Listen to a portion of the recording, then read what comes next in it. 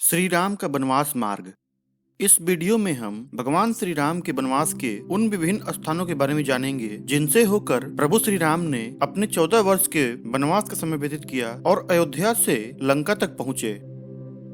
रामायण के अनुसार अयोध्या त्यागने के बाद भगवान श्री राम सर्वप्रथम तमसा नदी को पार करते हैं। तमसा नदी अयोध्या से 20 किलोमीटर दूर वन की ओर स्थित है। यहाँ पर श्री राम ने नाव से नदी पार की। तत्पश्चात भगवान श्री राम श्रीवेंकपुर तीर्थ पहुँचे।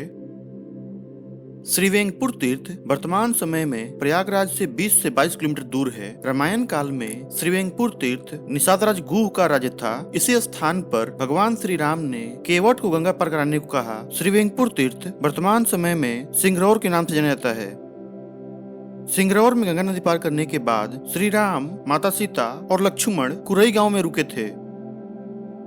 भगवान श्री राम का चौथा पड़ाव प्रयाग कहा जाता है, जहां पर श्री राम कुरई गांव पार करने के बाद कुछ समय के लिए रुके थे। प्रयाग से विदा लेने के बाद प्रभु श्री राम ने संगम के पास यमुना नदी पार किया और वो चित्रकूट पहुंचे। चित्रकूट वही स्थान है जहां श्री राम को मनाने के लिए श्री राम के अनुज भरत अपनी सेना के साथ में पहुंचे थे। चित्रकूट में ही श्री राम को अपने पिता महाराज दशरथ के देहांत की सूचना मिली और इसी स्थान पर भरत ने श्री राम की चरण पादुका ले ली और अपने राज्य के सिंहासन पर रखकर उन्होंने 14 वर्ष तक राज्य किया।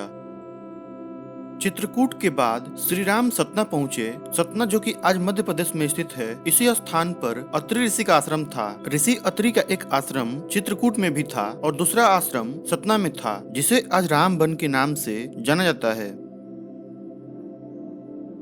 चित्रकूट और सतना पार कर भगवान श्री राम घने वन में पहुंचे और इसी स्थान से भगवान श्री राम का वनवास शुरू होता है। इस वन को रामायण काल में दंडकारण्य के नाम से जाना जाता था। दंडकारण्य वन मध्य प्रदेश, छत्तीसगढ़, महाराष्ट्र और आंध्र प्रदेश के क्षेत्रों को मिलाकर एक बड़े आकार का वन था। उड़ीसा के महानदी तक दंडकारण्य का क्षेत्र फैला हुआ था। आंध्र प्रदेश का भद्राचलम इसी वन का हिस्सा था। गोदावरी नदी के तट पर बसा यह शहर सीता रामचंद्र मंदिर के लिए प्रसिद्ध है। यह मंदिर भद्रगिरी पर्वत पर है। रामायण के अनुसार श्री राम ने वनवास के दौरान अपने कुछ दिन भद्रगिरी पर्वत पर ही बिताए थे।